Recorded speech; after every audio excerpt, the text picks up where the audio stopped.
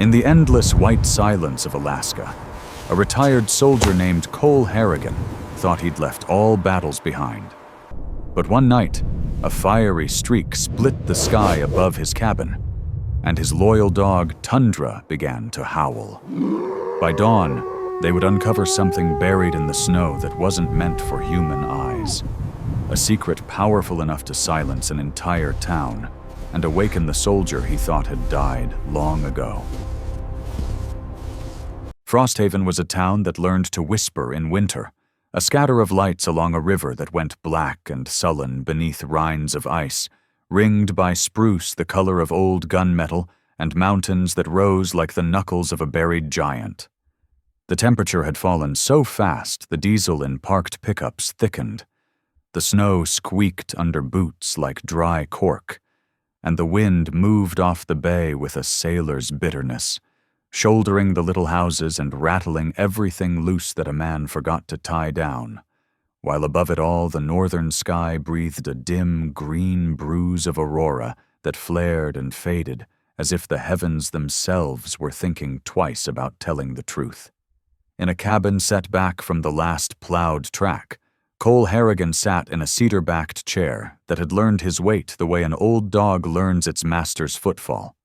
He was 46, tall in a rangy, leftover way, with shoulders that sloped only when he remembered to be tired, a short brown haircut surrendering at the temples to frost gray, and a beard trimmed close to a stubborn jaw that had survived more arguments than he cared to recount. Years in the army had sanded him to essentials, service patches replaced by flannel and wool, medals given up for the quieter currency of stacked firewood, and a pantry that never went empty when storms were in the forecast. The lines around his eyes carried the geometry of sun, sand, and night vision glow. And when the house got too quiet, he could feel the old machinery of alertness wind itself up inside his ribs, a habit that once saved lives and now mostly stole sleep. On the braided rug by the iron stove sprawled Tundra, his 5-year-old German shepherd, 90 pounds of glacier silver coat shaded in smoky gray along the back and shoulders, white on the legs and muzzle as if winter had brushed him with a painter's sleeve. His ears were big as questions and held with comic dignity, his amber eyes watchful without suspicion, and there was a tiny notch in the right ear from a trapper's old snare. The rescue folks never could explain. Tundra wore it like a punctuation mark that said "still here." He was the kind of dog who checked the house at night with a patrolman's certainty, slept with his chin on Cole's boot as if anchoring them both to the floorboards, and greeted strangers with a cool diplomat's glance that could become a warning in the time it took an unkind hand to rise. In storms, he liked to plant his forepaws on the sill and study the snow as if reading a language that people had forgotten.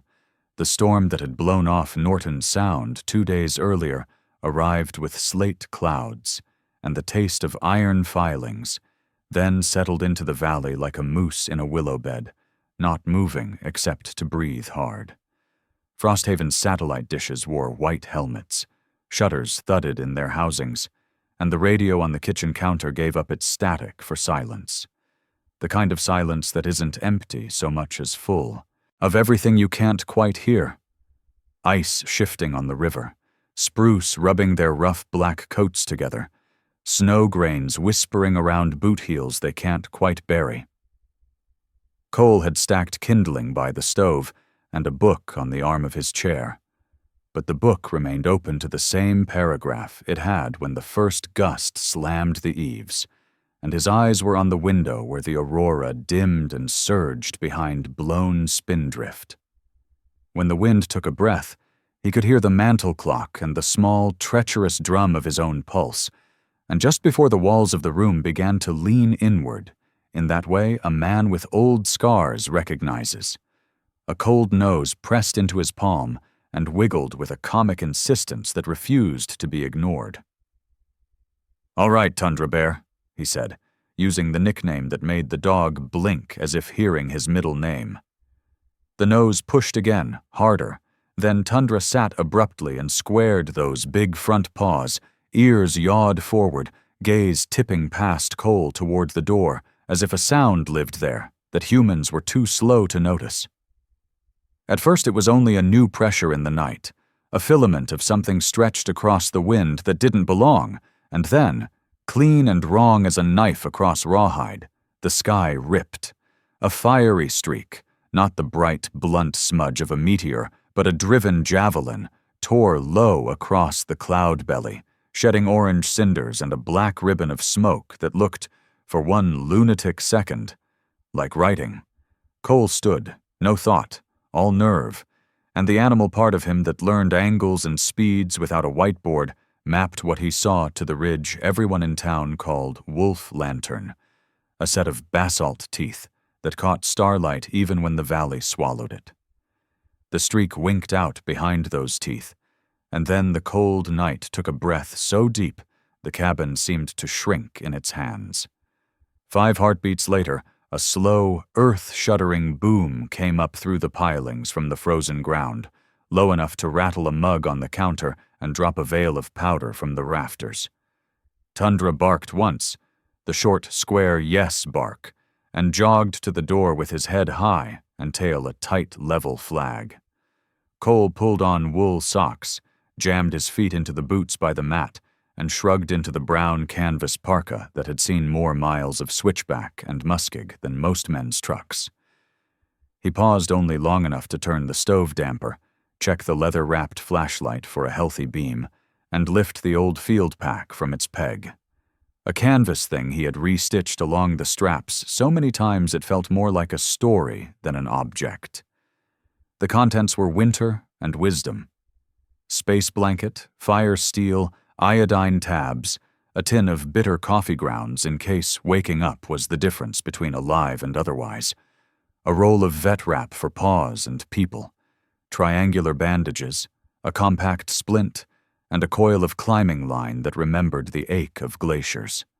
He palmed the door latch, and the storm, muscled inside with the familiarity of a brother you love and curse. Cold took his breath, frosted his beard in a dozen white commas, and made his eyebrows grainy, while Tundra lowered his head and shouldered into it, moving the way a good dog moves when the task is simple and the stakes are not. Quiet, committed, pleased to be the point man again. The yard was a white amphitheater of drift waves thrown into motion by the wind's hard hands. Spruce along the perimeter hissed with blown crystals, and the cabin's eaves wore armor that ticked as it thickened. Cole clicked off the porch light to see the sky clean, letting dark be dark.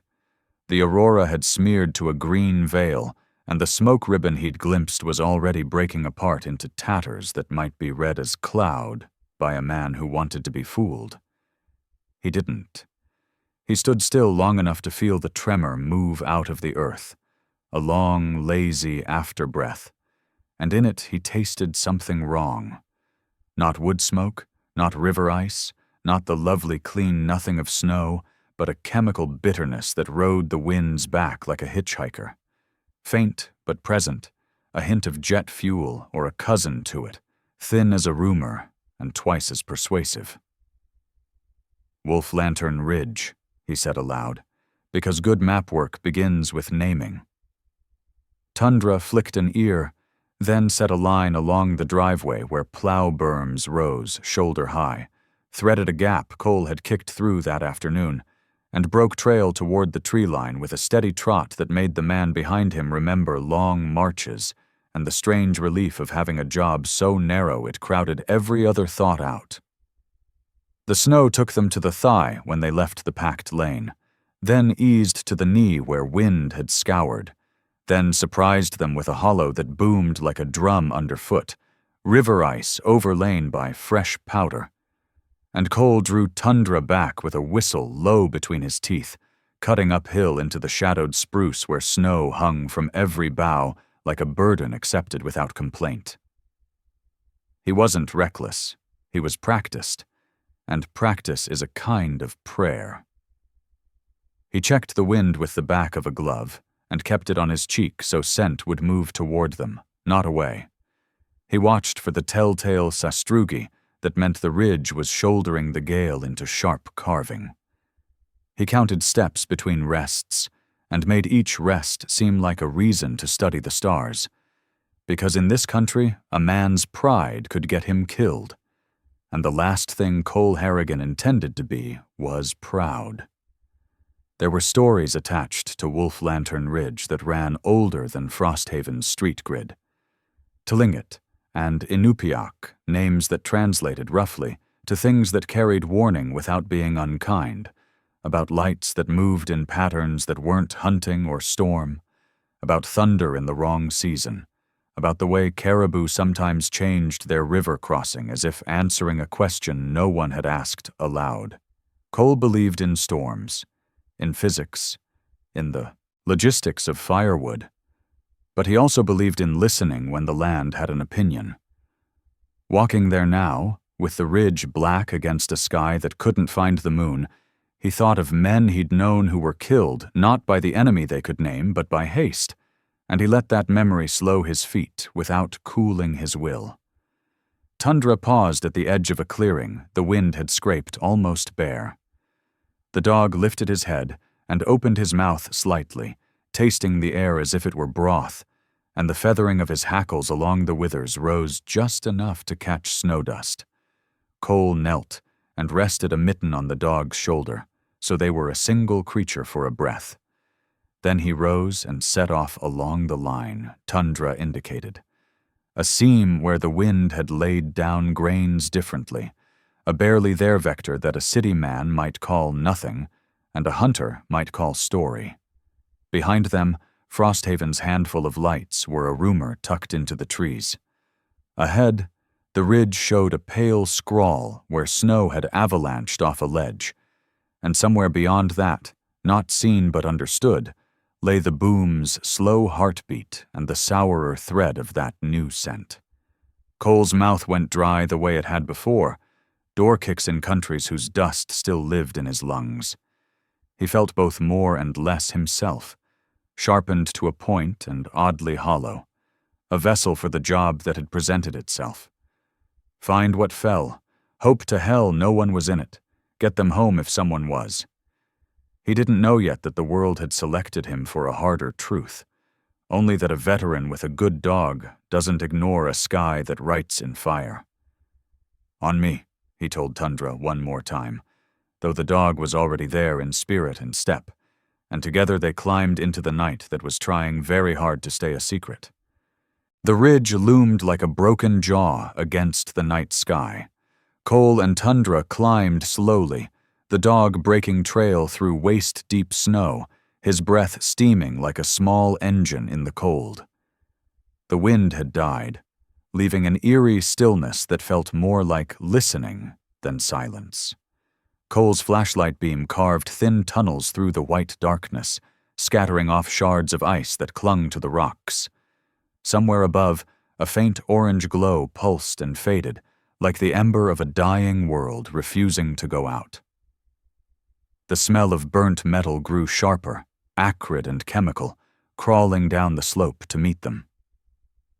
Tundra gave a low whine, part fear, part warning.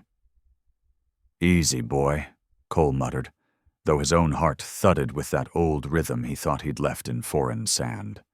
Danger, assess, act. They found it just beyond a frozen rise. A black shape lodged half buried in snow, sleek and unfamiliar, as if it had fallen not from the sky, but from another kind of sky altogether. The wreckage had no markings, no serial number, no insignia. The material looked like obsidian, matte, but somehow reflective, its edges too clean, too deliberate to belong to an ordinary plane. Steam curled from ruptured seams where frost met heat, filling the air with a strange metallic hiss. Cole crouched, running a gloved hand along the hull, and felt warmth, not from fire, but from something deeper, humming faintly, like a machine unwilling to die. "Jesus," he whispered. "What are you?" Tundra circled the wreck, nose working fast, tail stiff as a rod. Then he stopped, ears pitched, pawing at a mound of snow near what might have been a hatch. He barked once, sharp and urgent. Cole joined him, pushing away the snow until a shape emerged. A man, sprawled halfway out of the hatch, his flight suit torn, frost caked over his faceplate. The man's breathing came in shallow, broken bursts, each exhale fogging the cracked visor. Cole brushed away ice and saw a young face beneath, no older than 25, olive skin gone gray under the cold, black hair matted to his forehead.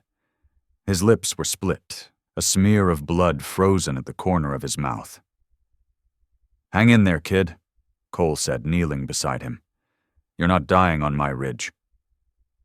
He pulled off a glove and pressed 2 fingers to the man's throat. A pulse, thin, but there. Cole worked fast, slicing open the outer layer of the flight suit with his utility knife, scanning for bleeding. A gash along the thigh, bad but not arterial, and maybe a busted rib or 2. He reached for the survival blanket in his pack, wrapping the man tightly. "Tundra, stay close." The dog obeyed, pressing against the pilot's side, his warmth and weight steady. Cole rigged a makeshift sled from the broken hatch and a length of rope, his hands moving with the muscle memory of field medics he'd once envied. The whole time, the wreck behind him ticked and sighed like something alive, a pulse inside the metal that made the hair rise on his neck. The trip back was a battle of inches. The storm began again, fine powder sweeping sideways, erasing their tracks as they made them. Cole leaned his weight into the rope, pulling the sled across frozen drifts, his breath clouding thick in front of him. Tundra ranged ahead, tail a compass needle in the dark. Every few minutes, Cole checked the pilot's breathing, still shallow but steady. The cold gnawed at him, whispering that it would be easier to stop, to rest just a moment.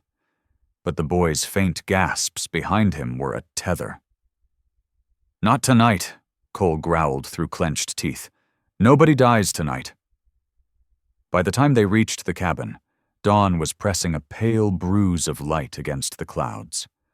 Cole dragged the sled onto the porch, muscles trembling, then kicked the door open with his boot. The cabin's warmth hit him like mercy. He lifted the pilot onto the cot by the stove and tore away the frozen remnants of his flight suit. The skin beneath was littered with bruises, frostbite beginning to creep along the fingers. Cole poured a tin of snow into a pot, let it melt, then stirred in a packet of broth. "You'll live if you can drink this," he muttered, though the man's eyes were closed. Tundra lay beside the cot, his body curved protectively along the stranger's legs. The dog's breath fogged against the boy's boots. Cole cut away a piece of bandage roll and worked by the flicker of firelight, cleaning and wrapping the wounds. Years ago, he'd learned from a combat medic how to keep men breathing until morning. It was a trick he hadn't used since Afghanistan, one that came back now with painful ease. He held a spoonful of broth to the pilot's lips. Nothing. Then, faintly, the man swallowed, the small movement almost invisible. "Good," Cole said softly. "Keep fighting, kid." Hours passed, marked only by the crackle of the stove and the occasional groan of shifting timbers. The man's breathing deepened. His eyelids fluttered, and a sound came out, a name maybe. Cole leaned closer. "What did you say?" The word came again, fractured but clear enough. "Armin." Cole nodded, as if confirming a promise between them. "Armin, I'm Cole. You're safe now. Rest easy." Armin's eyes moved under the lids as though he were dreaming of somewhere far from this cabin. And Cole hoped, for his sake, it was warm there. Outside, the storm had calmed to a slow dance of snowflakes, lazy and deceptive. The ridge stood dark against the horizon, the wreck hidden beneath a new layer of white, as if the earth had decided to keep its secret a little longer. Cole stoked the fire, his face lit orange in the gloom. He looked down at Armin, then at Tundra, who raised his head, ears twitching at sounds only he could hear. "We found something big tonight," Cole said quietly. "I just don't know if it's salvation or trouble." The dog gave a soft grunt, which Cole chose to take as agreement. He poured himself a mug of coffee gone bitter from reheating and sat by the window. Beyond the glass, dawn was bleeding into day, but the light felt wrong. Thin, metallic, as though the world itself hadn't yet made up its mind about being alive. In the stove's reflection, he saw his own face and the ghost of another behind it, a boy with frost-bitten lips and secrets stitched under his skin. Cole sipped, let the burn travel down, and thought about how some rescues weren't the end of something but the beginning. Tundra rested his chin on his boots again, eyes half closed but always watching the door. When Armin stirred again, whispering something too soft to understand, Cole leaned closer. He heard only fragments, numbers, a place, and one word that didn't belong in any pilot's mouth. Containment. The veteran froze, coffee halfway to his lips. Outside, the wind began to move again, and far off in the direction of Wolf Lantern Ridge, a faint echo rolled through the valley. Not thunder this time, but something deeper, mechanical, and awake. Morning came slow to Frosthaven, bleeding through a sky the color of cold iron. Cole hadn't slept. He sat by the wood stove with his hands wrapped around a mug of coffee gone black and bitter, eyes fixed on the small cot where Armin still lay half-conscious beneath a heap of blankets. Tundra snored softly at the boy's feet, tail flicking in dreams. Outside, the wind had dropped, and the world was buried in white silence again. When the knock came at the door, it was faint but firm. 3 quick taps, the rhythm of someone used to emergencies. Cole rose, shoulders stiff, and opened it to find Maeve Talek standing in a swirl of snow. Maeve was the town's nurse, and, some whispered, its quiet backbone. She was in her early 40s, tall, with a lean grace that came from years of working long shifts and hauling her own supplies through storms. Her auburn hair was pulled into a messy braid under a fur-lined hood, and her green eyes were the color of thawing ice, sharp, patient, and unafraid. "Heard you found yourself another lost soul, Harrigan," she said, stepping inside without waiting for an invitation. "And judging from the footprints, a heavy one." Cole gave a dry grunt, motioning towards the cot. "Fell out of the sky, plane wreck up on Wolf Lantern Ridge. I didn't want to risk moving him further." Maeve's expression shifted from sarcasm to concern in an instant. She knelt beside Armin, checking his pulse with gloved fingers, then leaned in close to examine his wounds. "He's hypothermic, and septic risk is high," she murmured. "Good job keeping him alive this long." She peeled off her gloves, unzipped her medical kit, and worked quickly, her movements efficient but gentle. Cole handed her clean water and fresh bandages, following her instructions without needing words. Tundra sat nearby, his gaze fixed on Maeve with wary curiosity, as if evaluating whether she was a threat or an ally. "What do you think?"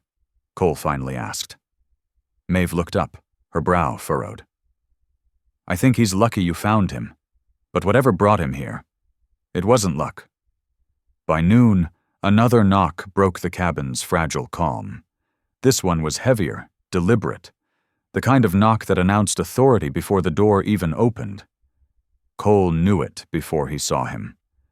Rourke Harlan filled the doorway like a bear blocking a cave. He was in his late 50s, broad-shouldered and grizzled, with a salt and pepper beard trimmed close to a square jaw and a scar that ran from his temple to his neck, half hidden under a collar of thick wool. The former sheriff of Frosthaven had retired 5 winters ago, but no one ever told him to stop acting like one. "Morning, Harrigan," he said, his voice gravel wrapped in smoke. Heard talk of fireworks on the ridge. You planning on sharing what you found? Cole motioned him inside. Rourke's boots left heavy prints across the wooden floor as he approached the cot. He studied Armin in silence, his expression unreadable. You check the wreck? Cole asked. Not yet. Snow's too deep, Rourke said, still staring. But something went down hard last night, and folks are asking questions. Some of them think it was military, others think it was worse. His eyes shifted toward Cole, steady and testing. You've seen enough wars to know the difference, so which is it? Cole hesitated. Didn't look like anything I've seen before. No markings, no metal I recognize. Rourke grunted. That's what worries me. Word in Frosthaven traveled faster than snowmelt in spring. By afternoon, whispers had seeped into every diner, church, and gas station. Stories of a downed drone, a spy plane, even a visitor from somewhere farther than any map could name. The town, starved for excitement after a decade of decline, had rediscovered its appetite for fear. Outside the cabin, two locals trudged by on snowshoes, pretending to check trap lines but really just trying to glimpse through the frosted windows. Maeve sighed as she packed her kit. They'll twist this into something wild by sundown, she muttered. You know how this town feeds on rumor. Bad habits don't die here, they just hibernate. Around 4, a utility truck crunched up the drive, its engine coughing in the cold. Cole opened the door to see a young man climb out, clutching a heavy tool bag. Nick Petrov, he said almost shyly. Maeve called me. Said you needed your satellite line fixed. Nick was 26, wiry and pale from long hours indoors, with thick black hair that always seemed to need cutting and dark eyes that held a constant flicker of curiosity. He was Frosthaven's unofficial electronics wizard, the son of a Russian mechanic and a local teacher, both long gone. His voice carried a faint accent, soft but noticeable. Phone won't connect, Cole said. You can fix that? Nick smiled thinly. If anything can be fixed up here, I'll make it talk again. Nick set to work on the wall terminal, his fingers quick and sure. He unscrewed panels, checked circuits, muttered under his breath in Russian. Maeve brewed coffee, while Cole leaned against the doorframe, watching. Tundra never took his eyes off the young man, following every motion with quiet suspicion. After 20 minutes, Nick straightened. Bad news, he said, wiping his hands on his parka. Receiver's fried. No signal until we get a replacement from Anchorage. Cole frowned. Couldn't you patch something temporary? Not unless you want to fry the whole board, Nick replied smoothly. He packed his tools, eyes avoiding Cole's. Maeve frowned but said nothing. Only Tundra growled, low and soft, as if he knew a lie when he heard one. Evening settled like smoke. Maeve had just finished checking Armin's vitals when the small television near the stove flickered to life, static at first, then a local news anchor's distorted voice breaking through. We interrupt this broadcast for an urgent federal announcement. Cole turned the volume up. The screen switched to an official seal, Department of Homeland Security. A stern-faced man appeared, speaking with clipped precision.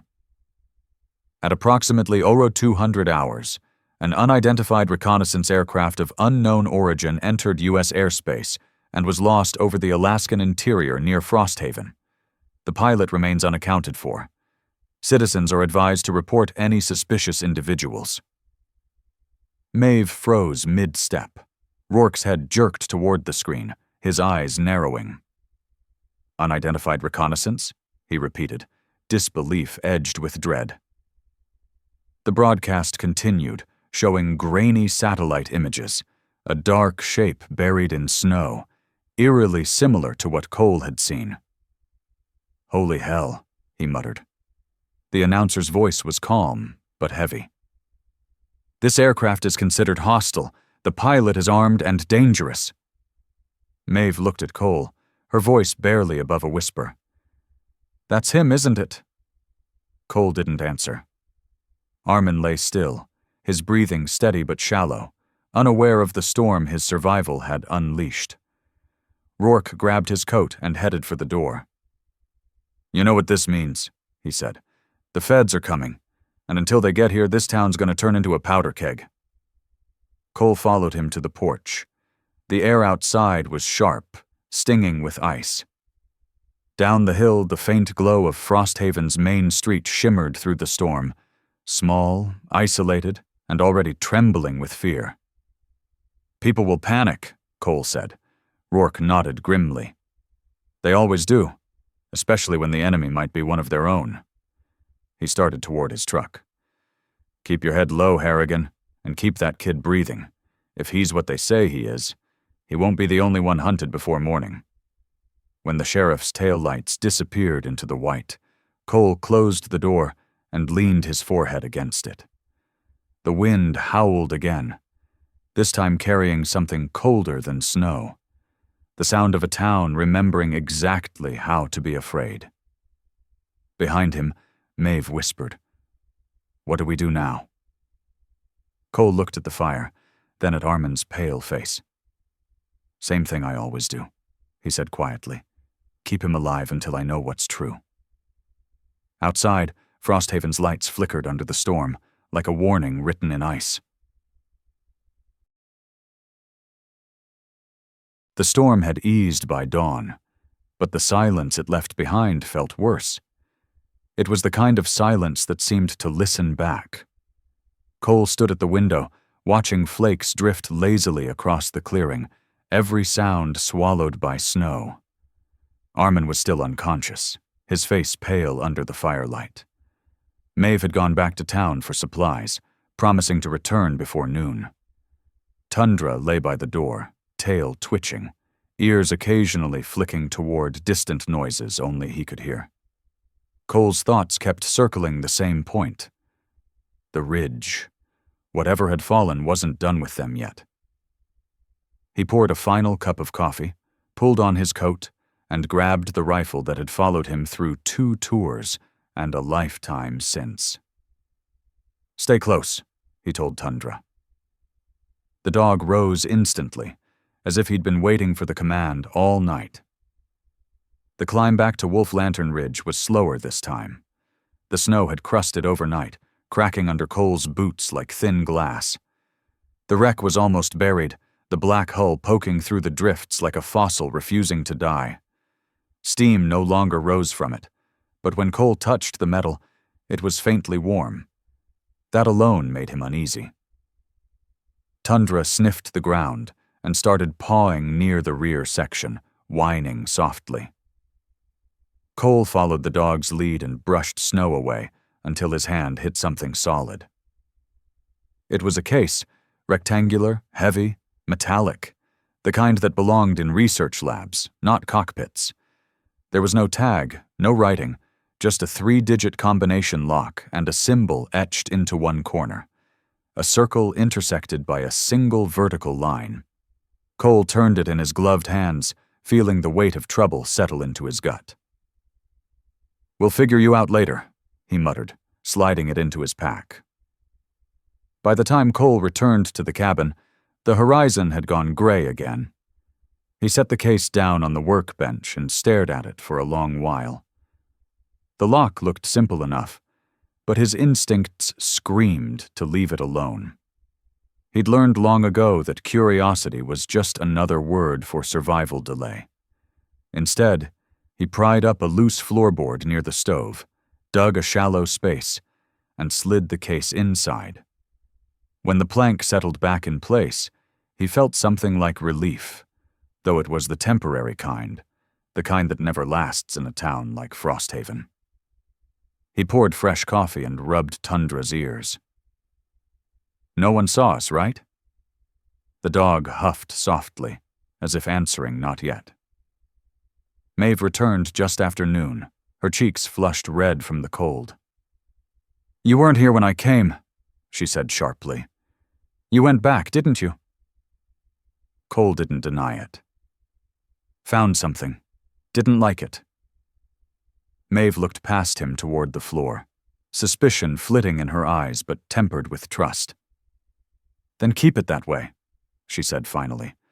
People are scared, Cole. They're talking about forming a search group. Rourke's the one stirring them up. He says we're harboring a fugitive.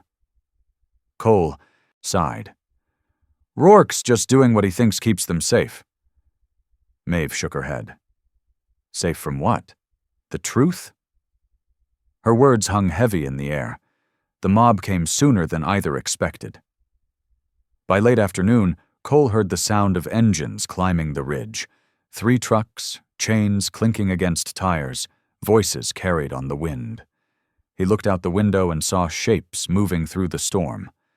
Lanterns bobbing, men in heavy coats, guns slung over shoulders. At their head was Rourke, face hard as frozen wood. Behind him were 6 townsfolk, their fear disguised as courage. Maeve stood from the table, face pale. They'll want to take him. Cole nodded. They'll have to get through me first. He moved to the door, his hand resting on the latch as the first knock came, loud, deliberate, official. Rourke didn't wait for permission. He pushed the door open, bringing the blizzard with him. Cole, he began, voice low but tense. We don't have time for pride. The town's scared. They want answers. His gaze swept the cabin, stopping at Armin. This boy needs to be in federal hands before someone gets hurt. Cole met his eyes. He's not a criminal, Rourke. He's a kid who nearly froze to death. Rourke's jaw tightened. You don't know that. And you don't know he's dangerous. The silence that followed was brittle as ice. Behind Rourke, a few men shifted uneasily.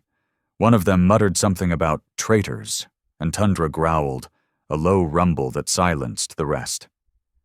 Nick Petroff arrived last, his blue parka dusted with snow, face flushed with the kind of tension that comes from pretending to help.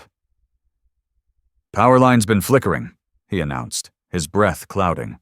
Thought I'd check it while you talk. Maeve frowned. You picked a hell of a time. Nick gave a half smile. Storm's not the only thing shorting out around here. He moved toward the breaker box on the wall, gloved hands busy but eyes darting. Cole didn't notice. His focus stayed on Rourke, who had taken one cautious step closer to the cot. The conversation had turned to a quiet war of wills. Let me take him, Cole, Rourke said. If he's innocent, he'll be treated fairly. Cole's answer came calm but sharp. You and I both know fair doesn't exist once the feds get involved. Then, without warning, the lights went out. A pop from the breaker, then darkness swallowed the cabin. Tundra barked once, sharp and urgent. Someone shouted outside. What the hell? Rourke snapped. Maeve grabbed a lantern from the shelf, its small flame flickering to life. In that faint glow, Nick stood frozen by the electrical box. But something in his expression was off, almost rehearsed. It blew, he said quickly, stepping back. Cole's instincts screamed too late. There was motion, a blur near the wall. Nick moved faster than fear, ducking past Maeve, knocking over the lantern. Flames hissed as oil splashed across the floor. Cole lunged, but the young man was already at the door, his boots slipping in spilled snow. Outside, the engines roared again, trucks revving, men shouting in confusion as lights flickered across the clearing. Tundra bolted out after him, barking furiously. Cole reached the doorway just in time to see Nick jump into one of the trucks, something metallic glinting under his arm. The case. The damn case. Petrov! He shouted, but his voice was lost in the storm. The truck fishtailed, tires spinning, then disappeared into the white abyss of snow and wind. Maeve rushed to douse the small flames with her coat, coughing through the smoke. What did he take? She shouted. Cole's face was grim. "What I should have left buried." Rourke stood by the door, jaw clenched, watching the storm swallow the truck's taillights. "You'd better tell me everything," he said, "because when this gets out, and it will, we'll have more than one body to dig out of that snow." Cole looked down at Tundra, who returned inside, fur wet and steaming, growling low as if he could still smell the thief in the air. "We'll get it back," Cole said, voice quiet but certain. "But first we need to survive tonight." The mob outside began to scatter, shaken and unsure, their courage dissolving in the dark. Rourke left without another word, headlights fading down the mountain road. Maeve sat beside the stove, hands trembling slightly, eyes fixed on the dying fire. Cole replaced the floorboard where the case had been, the hollow sound of it slamming shut echoing in the quiet. "The door won't hold next time," he murmured. Maeve looked up. "Then what will?" Cole poured coffee into 2 tin cups and handed her one. "Whatever truth we can still stand on." Outside, the wind howled again, carrying with it the sound of engines that might already be too far to follow.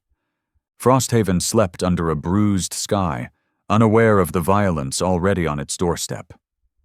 Nick Petrov's truck fishtailed wildly as it barreled down the narrow road behind the small-town clinic.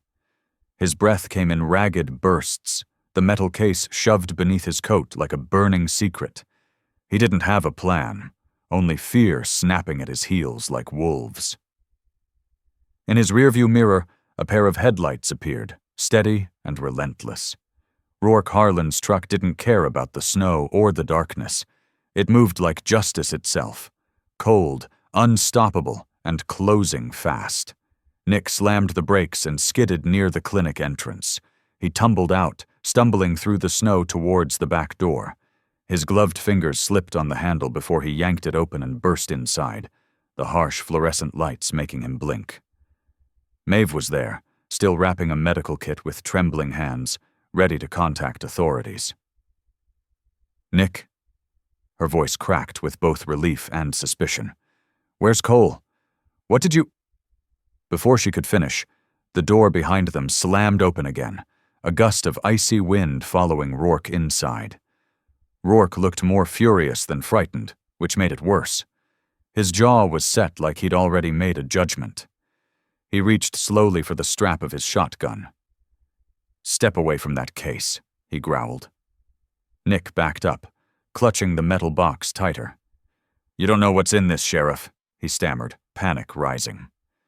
"I know it ain't yours," Rourke snapped, stepping closer. Maeve moved between them, both palms raised, voice steady despite her racing pulse. "Nobody needs to draw guns. Let's just—" But fear had already drowned reason in the room.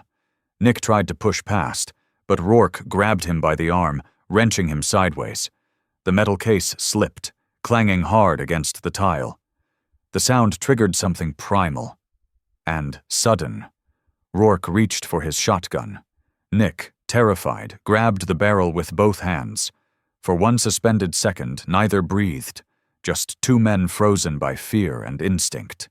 Then a knee slipped, a boot slid on melted snow, a trigger pulled itself. The shotgun went off with a deafening roar. Rourke's eyes widened, more shocked than afraid, as he crumpled to the floor, dark blood already soaking through his coat. Nick staggered back, trembling. "No, no, no!" he gasped, staring at his shaking hands as if the blood were on them already. Maeve dropped to her knees beside Rourke, pressing her hands to his chest, but the man was gone before she even whispered his name. Nick's world spun sideways. Frosthaven's protector lay dead because of him. The case, the cursed case, gleamed in the hospital's harsh light like a silent verdict. "We have to leave," Nick choked out. "They'll kill me for this. They'll kill us both." Maeve shook her head. "Put the gun down, Nick." But Nick wasn't hearing her anymore. He seized Armin, still, delirious, barely breathing, and hauled him onto a gurney. Maeve tried to stop him, but Nick brandished the shotgun with shaking hands, forcing her toward the ambulance. "Drive," he ordered, voice cracking. Maeve climbed into the driver's seat, tears streaming down her face, guilt and helplessness choking her. Nick shoved Armin and the case into the back and slammed the door. The ambulance engine coughed, then roared to life. With tires spinning through slush and snow, they shot into the frozen wilderness as the first screams from town began rising into the early dawn. Cole and Tundra arrived minutes too late. They found only Rourke's body, sprawled in a widening pool of frozen red, his permanent scowl finally gone. Maeve's abandoned radio lay buzzing static beside him. Cole dropped to his knees, breath shallow, memories he spent years burying clawing their way back, friends dying in his arms in places where the snow was replaced by sand. Tundra nudged Rourke gently, then turned to Cole with a soft whine, as if asking permission to mourn later. Now, there was a chase to run, a life to save, maybe more than one. They followed tire tracks leading away from town, deep ruts fresh in the snow. Cole's mind shifted into tactical mode automatically, muscles remembering a war long over. The wind stung his face, but couldn't dull the warning hammering in his skull. He recalled the last time he had been in pursuit. A village road, a sandstorm, the screams of civilians caught in crossfire. Reality twisted. The snow became dust, the pine trees became collapsing mud walls, and the figures ahead in his scope, silhouettes against the storm, were enemies, not allies. Cole dropped to one knee, raised his rifle, and stared through the scope. He saw 3 figures, one dragging another, the third stumbling beside. In his mind, twisted by adrenaline and trauma, Maeve became a hostage-taker. Nick was the enemy soldier pulling the wounded. Armin was an injured comrade they were about to finish off. His finger slid to the trigger. One clean shot would end the threat. Tundra sensed it. He had seen this look before, the tight jaw, the unblinking eyes, the soldier taking control. The dog whined once. Cole didn't react. So Tundra lunged. The shove came fast and hard, a cold nose jamming into Cole's elbow, sending the shot wild into the sky. "Damn it!" Cole roared, stumbling. But then his vision cleared. The dust returned to snow. The enemies returned to familiar faces. Maeve, terrified, exhausted, human, looked up at him with desperate relief. Cole let the rifle fall, collapsing to his knees. Tundra pressed his forehead into Cole's chest, grounding him like a heartbeat. Cole wrapped both arms around the dog, whispering, "Good boy, good boy." Because Tundra hadn't just stopped a bullet, he saved Cole's soul. And now, as the ambulance groaned further into the storm, Cole realized he had a second chance to make the right choice, and he wouldn't waste it. The abandoned border station crouched at the foot of Wolf Lantern Ridge, like a wounded animal long forgotten by the world. Its paint peeled in strange curls, revealing raw wood beneath, and the radio tower that once relayed signals now leaned at a miserable angle, as though bowing to the relentless storm. Maeve Talek was bound to an overturned metal chair inside the old briefing room, wrists cut red by the tape, hair matted with melting frost, her breath unsteady as she watched Armin sprawled on a moldy cot. His eyelids fluttered, his face gray-green in the cold, and fever tremors traveled through his body like a failing power line. She whispered encouragement he couldn't hear, praying that Cole would come before the storm, or death did. Nick Petrov stormed back and forth across the room with frantic steps, his clothes soaked and stiff from the blizzard outside. His slender frame shook not from the cold, but from fear boiling over. The metallic case lay on the floor before him, dented from abuse. His dark eyes, once shy and eager to please, were now wild and unhinged. Snowflakes melted instantly against his flushed face. "They think we're fools," he muttered under his breath, pacing. "We're not. They won't experiment on us." He kicked the case again, only to curse in pain. Maeve gathered air into her lungs. "Nick, listen to me. You didn't mean to hurt Rourke. You can still make this right." "Make it right?" he snapped. "That's gone." Cole, Harrigan, and Tundra approached the station as silent phantoms in the whiteout. Cole's boots crunched softly through snow that gleamed faintly with moonlight, sneaking through the clouds. His rifle was lowered, the barrel cold beneath his glove.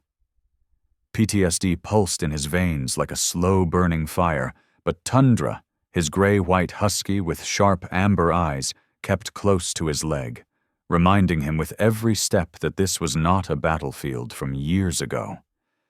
He paused behind a snowbank, studying the faint light leaking from a boarded window. This was real, but so was Maeve's life at stake.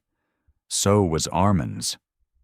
Inside, Nick finally resolved what his hands had been trembling toward. He knelt beside Armin and shook him roughly. "Where's the key? You worked on this thing, didn't you? You know what's inside." Armin groaned a few unintelligible words in a foreign accent, too fevered to understand or resist. Nick's frustration snapped. He rummaged through Maeve's medical tray and grabbed a surgical blade. Thin, sharp, merciless in its simplicity. He held it out, hand shaking as though the steel weighed the world. Maeve's voice cracked. "Nick, please. He is dying. You cut him. You kill him." Cole crept along the station wall, heart pounding. For a moment, another world overlapped. Sand instead of snow, heat instead of cold, a distant call of gunfire echoing against collapsing walls. He blinked hard, steadying his breath. Focus. Survival wasn't the mission anymore. Saving. Them was. He peered through a broken window, snow gathering on his jacket collar. He saw Maeve tied, Armin limp, and Nick's trembling arm poised over the pilot with a blade. The past surged. But then Tundra pressed his head against Cole's knee, soft and grounding. Cole inhaled sharply. He would not let trauma make the choices tonight. Cole stepped inside with his hands visible, fingers spread wide. The floorboards groaned under his weight. "Nick," he said calmly, voice steady as dark ice. "You don't want this." Nick jumped and swung the knife toward Cole, eyes wide with terror. "Stay back! You think you're the hero? You left us in the storm. They're coming to bury all of us." Cole shook his head. "No, Nick. We're going to protect each other. But that starts with you putting the blade down." Maeve met Cole's gaze with pleading eyes that said everything. "Be careful, don't push too far." Nick's voice cracked between despair and rage. "You think they'll forgive me for Rourke? For taking her? For this?" He clenched the knife until his knuckles whitened. Cole took one slow step closer. "Forgiveness is something that happens when we stop running." Snow slashed against the boarded windows. Armin coughed, a weak, rasping sound that reminded everyone how fragile life was. Nick's resolve faltered for a fraction of a second, and that was when he heard it. The rhythmic thunder of rotors, helicopter blades slicing the storm.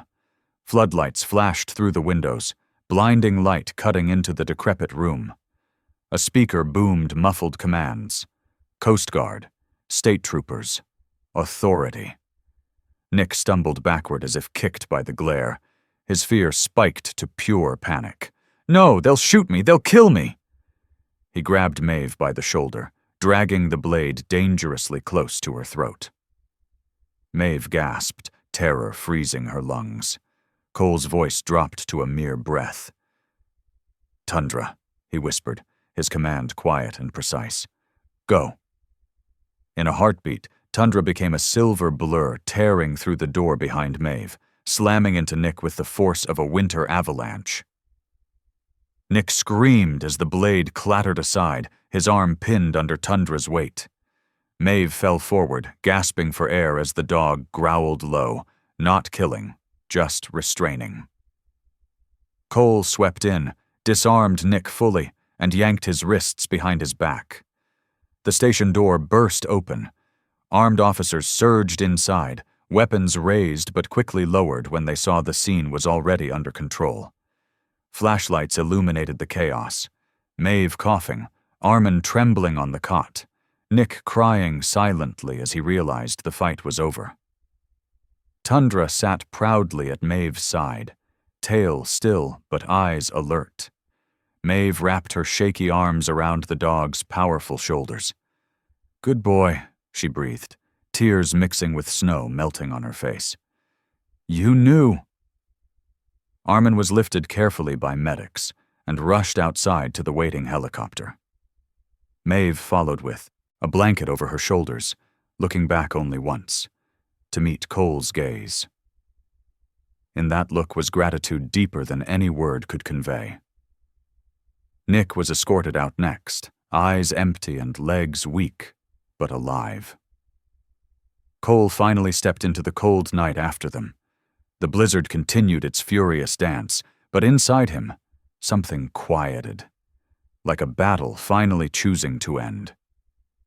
He knelt beside Tundra, hands buried in the warm fur that had anchored him to humanity again.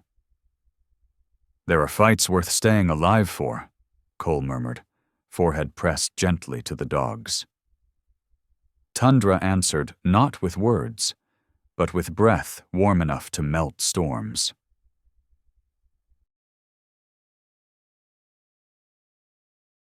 "2 weeks changed the face of Frosthaven the way a slow breath fogs and clears a window.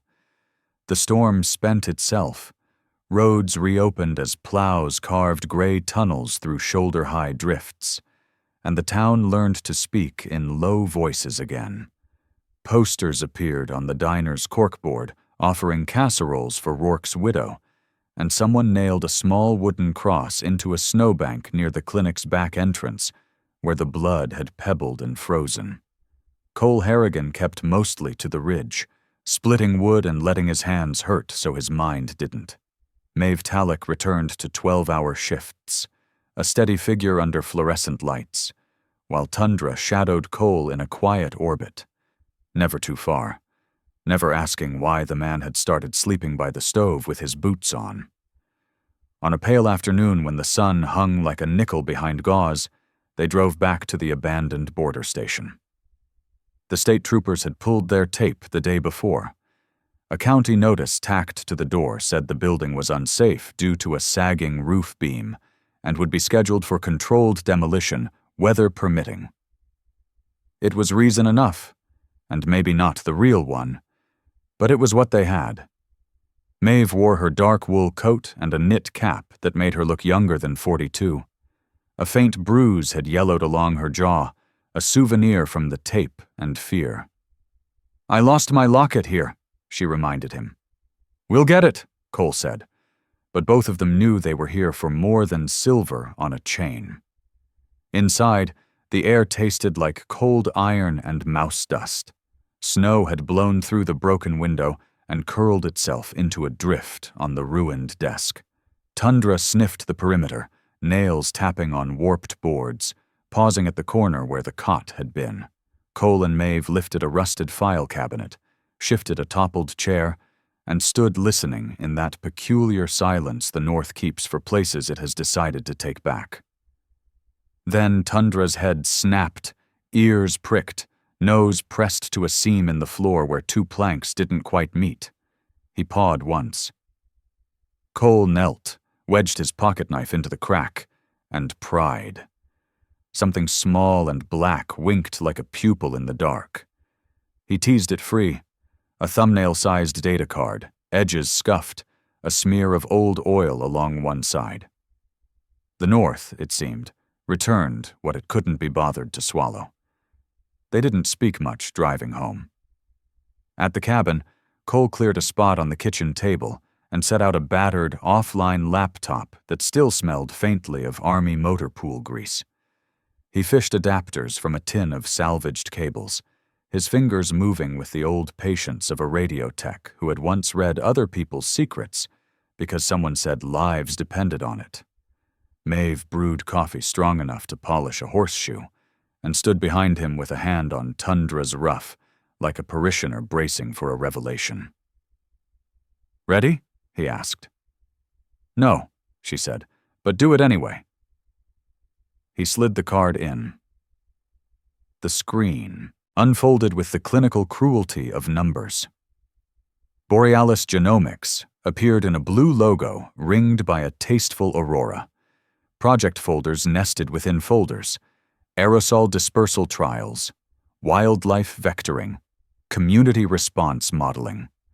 There were maps marked with wind roses and arrows striding across valleys. There were tables of particle half-lives at -20 Fahrenheit. There were photographs of sedated caribou with small white stickers on their flanks. A name stamped several reports in tidy, careful English. Project Seed of Winter. Maeve leaned closer, lips pressed white. "My God," she whispered. "They weren't testing cures." Cole scrolled until the cursor felt like a blade. They weren't. A small folder labeled Flight Logs blinked like a conscience. Inside were time-stamped records for an experimental aircraft and a companion drone. The drone's notes used phrases like intercept herd, pressure course, shepherd to grid. Another directory held incident reports and security memos, one of them redacted badly enough to show a line that still read, Engineer Armin, access unauthorized, suspected leak. A maintenance ticket under Armin's initials contained a wrenching little sentence. Request to remove and quarantine dispersal array until ethics review completed. The request was denied. Maeve covered her mouth. "He tried the right door first," she said. "They locked it." They argued softly, in that way people do when both already know the answer. Maeve believed in process because medicine is made of it. The chart, the lab, the chain of custody.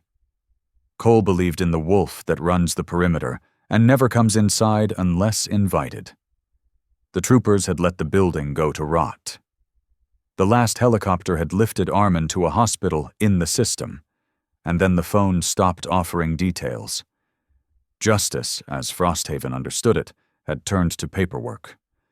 Cole closed the laptop and stared at the case on the floorboard in his mind, at the line where secrets hid in wood. "If we hand it up," he said, "it may never come back down." He made one call on a burner cell, a voice-only number that rang through to a newsroom 3,000 miles away, where the lights never seemed to turn off. The woman who answered sounded like late nights and deadlines, not unkind, just carved to the grain. Dana Whitcomb, late 30s, was an investigative reporter at the Washington Post with a reputation for patience that could peel paint. You could hear it in her diction. Careful, Midwestern vowels filed smooth by years in D.C. "Don't send anything digital," she advised, after listening longer than most would. "No attachments, no links, no cloud, print, courier, or mail. And keep a clean copy off-site. Do not keep it where you sleep." Cole glanced at the wood stove as if it might confess. "Understood," he said. He printed until the old laser wheezed like a smoker, fed a clean USB into a new envelope, and typed a cover note with hands that didn't shake until the end. Maeve read over his shoulder and nudged a word or two toward Mercy without dulling the blade. Tundra dozed with one eye open, twitching when the door rattled in the wind. At dawn, they drove to Anchorage, not to the main post office where cameras watched the comings and goings of the restless, but to a suburban blue collection box half-shadowed by a leafless birch. The envelope was thick enough to be a hinge. Cole held it for a beat longer than necessary, then let it fall in. It landed with a sound that felt like a promise being nailed shut. On the drive back, the mountains looked taller in the clean light, as if the sky had remembered to stand up straight. Maeve stared out the window, the stitched line of her bruise now a faint memory. "If they publish," she said, "it won't fix Rourke or uncut the tape on my wrists." Cole nodded. "It might stop the next winter someone tries to plant." That night, he stacked wood neatly, wrote Dana a second note with cross streets and wind patterns the files had hinted at, and hid a backup copy where only a dog's nose and an honest man's guilt would think to search. Tundra watched him like he was finally speaking a language the dog had been fluent in all along. Days later, a voicemail came from a hospital liaison speaking the soft, official dialect of institutions. Armin had stabilized and been transferred to a secure facility for convalescence and debrief. No location was offered, but the voice said, "Thank you," like it meant it, and Maeve sat on the porch with a blanket around her shoulders and cried the quiet way strong people do, without asking for permission. Cole brought her tea, and didn't say he hated the word secure. They watched the valley blue into evening while Tundra nosed the snow for ghosts and came up with none. Frosthaven went on. The diner refilled coffee and repeated rumors. The cross by the clinic tilted, then froze that way, a question with no answer. At the cabin, Cole oiled his rifle and slid it back into the closet, not because he believed the world no longer required it, but because he had learned a different tool. He kept the axe by the woodpile and the truth by the door. When he stepped outside at night, the aurora sometimes blurred a green curtain across the dark, and Tundra leaned his weight against the man like an oath. In the breath-clouded stillness, Cole understood that he hadn't quit a war so much as changed the terms. He would stand between the valley and whatever poisoned the wind, not by pulling a trigger, but by refusing to let the truth freeze to death. Sometimes, the greatest battles aren't fought with guns or fists. They're fought in the quiet places of our hearts. When fear tries to freeze the good inside us, God sends reminders of His grace in the most unexpected forms. A loyal friend, a brave choice, a light that refuses to go out in the dark. Like Cole and Tundra, may we stand firm for truth, protect those who cannot protect themselves, and trust that miracles are still written into the wind. If this story warmed your heart or reminded you of God's protection in your life, please like this video, share it with someone who might need hope today, and subscribe for more true stories of faith, loyalty, and second chances. May God bless you, your family, and every soul who watches with an open heart. Amen.